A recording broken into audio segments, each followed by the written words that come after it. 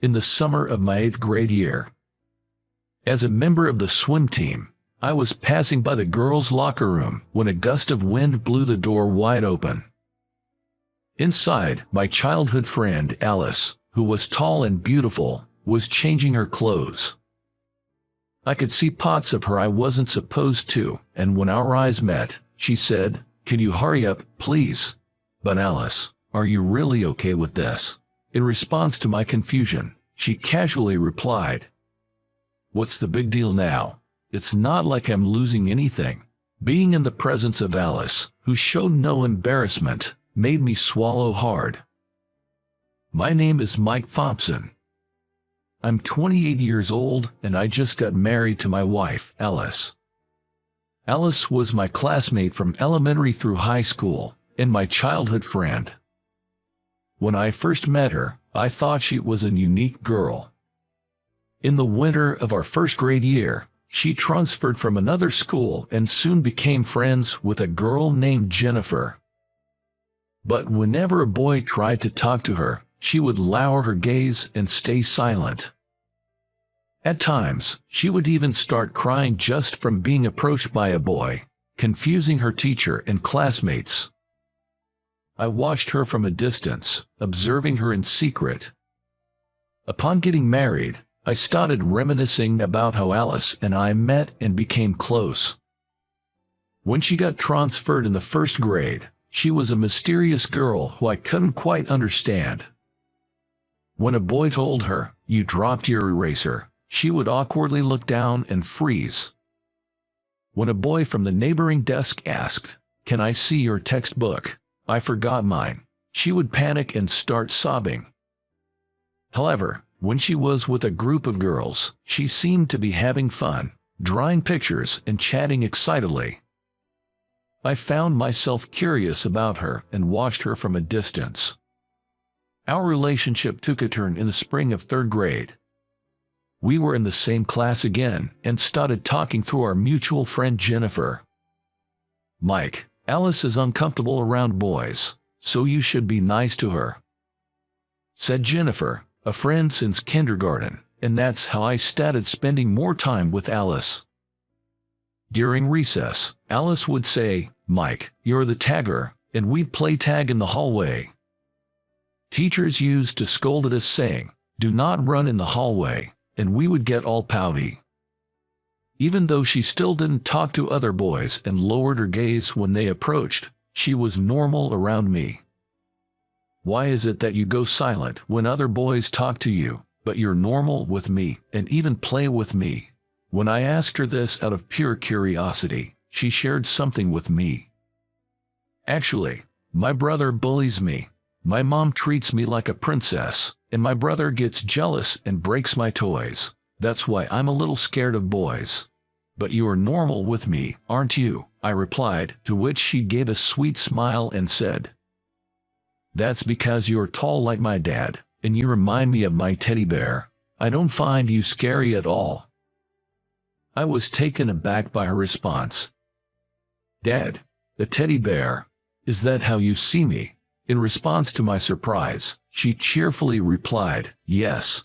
She was usually very wary of boys, but there was something cute about her that was missing. From that day on, I became more interested in her. I wanted to see more of that adorable smile she only showed me. Before I knew it, I found myself drawn to her, always keeping an eye on her. And that's how I fell in love with her. I remember seeing her mother at school one day. Though I can't remember if it was a parent-teacher conference or a PTA meeting. "Your hair's come undone. Come here, I'll fix it for you." She's an incredibly kind mother to her daughter. But to the brother standing next to her, she's fierce, yelling, "Hey, don't you dare bully your friends." I saw this and had a slight understanding of why her brother was sulking. I hate if my mother is so scary and only kind to my sister. Maybe it's a good thing I'm an only child. I thought this just from observing her mother. Her brother, getting scolded by their mother, would pull on Jennifer's and his sister's hair. Sometimes, he'd insult her with "you're ugly," making her cry and receiving a punch from his mother. I've seen this scene more than once. Meanwhile, I was a junior high student, secretly nursing a crush on her.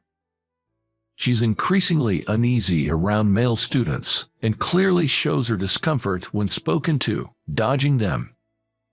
Even our male homeroom teacher, she dislikes, saying to Jennifer, "I just can't stand that teacher's muscle-brain mindset." Around this time, I started to feel a bit of a wall even when I tried to talk to her. It's much better than her attitude towards other boys, but it hurts me when she's cold to me, the one who's been nursing feelings for her. During this time, Jennifer shared some news with me. Alice's brother seems to have become a shut-in and stopped going to school. Apparently, he's staying at his grandmother's house because he's always fighting with Alice. So, Alice is living with just her mom and dad now. When I asked this, Jennifer responded, "Seems like it." Her brother had been forced by his mother to prioritize his sister since he was a kid, and it appears it affected his mental health. "No matter what I do, Mom won't praise me, so I might as well stay home and do nothing." He'd say things like that and spend all day engrossed in video games.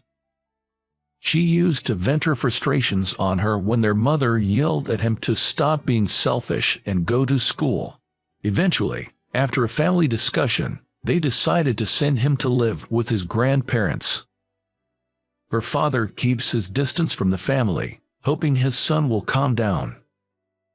Even though she was distant, I happened to join the same swim club as her. Even in club activities, she avoided me. We used to get along so well when we were in elementary school. I was sad, but we were in puberty. She must have her own adolescent troubles, and that's probably why she's avoiding me. That's how I rationalized it. But deep down, I still wanted to be friends with her like we were in elementary school.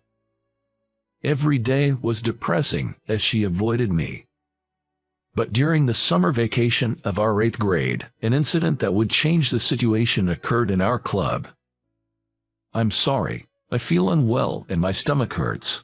Can I take a break?" Suddenly she complained of feeling ill, slumping down on a bench by the poolside. Her complexion was getting worse, and the coach advised, "You should leave early and go to the hospital." "Okay," she nodded slightly in response and wobbled off to the changing room. I couldn't help worrying about her, and after a while, told the coach, "I'm worried about Alice. May I go check on her?" Even if I checked on her, I couldn't do anything to cure her illness. Still, I wanted to see her off, so I went in front of the girls' changing room. It was a hot day with occasional gusty winds, and when I was out by the pool, it was hot enough to dry my swimsuit in one go. It had been 10 minutes since she went into the changing room. She should have changed by now. Perhaps she had already left. While thinking about these things and passing by the girls' changing room, the door seemed to be slightly open and the wind blew it wide open, and I made eye contact with her inside. I saw her big things and instinctively covered my face with my hands. Apparently, she didn't close the door properly, and the wind blew it open. While she was changing, she noticed me and said with a calm expression, "Hey, can you hurry up?" Covering my face with my hands, I asked back, "Huh?" The sight of her that I had inadvertently seen earlier was replaying in my mind like a flashback. Caught off guard by what she said so confidently, my thoughts couldn't catch up, and I unintentionally let out a weak voice. "Hey, close it now," she said. She was telling me to close the door of the changing room. "Buddy, are you really okay with this?" "With what? Don't you have any thoughts about what I just saw?" I asked, to which she replied nonchalantly. "What's the big deal now? It's not like anything has been lost." In response to my childhood friend, who showed no signs of embarrassment, I gulped and closed the door of the changing room. She was so matter-of-fact, without shame or caution. Normally, A girl in such a situation would scream and hide. Where had she gone, the girl who usually avoids male students and male teachers? The discrepancy in her behavior had left me completely confused. She claims to be uncomfortable around men, yet shows no caution in such significant matters. Her carelessness made me worried and more absorbed in her. But now wasn't the time to be thinking about that. The next time I saw her, I decided I needed to remind her to close the changing room door when changing. I've loved her since we were kids, and I can't help but be concerned about her elusive and careless nature. Seeing her neglect important matters made me feel a strong desire to protect her even more. I went home feeling uneasy, unable to sleep that night because of her, and the images burned into my mind. Today's events were too stimulating for my adolescent self. The next day, I visited her house. "Well, if it isn't Mike, it's been a while. Please, make yourself at home," said her mother with a smile. "Long time no see. Thank you for having me." I greeted her and entered the house, wondering why Alice's mother, who was usually strict with her son, was always so kind to me. "What's up? Why the sudden visit?" Alice asked me with a slightly cold demeanor. "I have something important to discuss," I whispered. "Look, about yesterday, you should really keep the changing room door closed," I advised her, to which she responded with a puzzled look. "Why? It's just that the changing room smells moldy. I want to ventilate it, but there's no fan, so I have no choice but to keep the door open, right?" She was so natural and unguarded that I was puzzled with her what to say back to her. "For now, just bear with it while you're changing. You can leave it open when no one is using it," I suggested, but she still looked unconvinced. "But I don't want to breathe in the mold, and I wasn't feeling well yesterday." Seeing her pout a little made her feel even more precious than usual. "Your actions are so careless that it's hard for me to watch. Can I continue to look after you, not just as a friend, but as a boyfriend?" Blushing, I confessed to her, to which she responded with a surprised look and asked, "What, you want to keep seeing my body in the future?" I gulped and replied, "No, that's not what I mean. I genuinely want to be your boyfriend." "I know, you're so serious even when I'm just joking. But becoming a boyfriend is still a long way off. From now on, let's get along again as friends," she said with a cheerful laugh. When was the last time I saw Alice's smile? I quietly mumbled to myself. The girl who had been avoiding me until just the other day was nowhere to be seen. Since we restarted our friendship, she has started studying with me after school and playing games, as if nothing had ever happened. But in school, perhaps she was embarrassed about being the subject of gossip among her friends. She continued to avoid me and the other male students. I had thought about asking her why she had been avoiding me all this time. But I felt that if I asked her something strange, it might strain our relationship, so I didn't ask her anything. When we were alone, she would show me a smile that she showed no one else. I was satisfied enough with that, and I thought it was fine not to touch on anything else. Later, I went to the same high school as her. In the spring of our freshman year in high school, I told her my feelings once again. "I've liked you, Alice, since elementary school. Will you be my girlfriend?" Contrary to me, whose face turned bright red with nervousness, she replied with a calm expression, "Sure." What, surprised, I looked up at her face, and she said with a bright smile, "I can talk to you, Mike, without feeling nervous at all. You remind me so much of my dad and my teddy bear. We were destined to be lovers, I guess." Seeing her laugh so carelessly, I was taken aback. "What do you mean by that?" I grumbled as she poked my cheek. "Daddy, please take care of me as your girlfriend from now on." "I'm not your dad.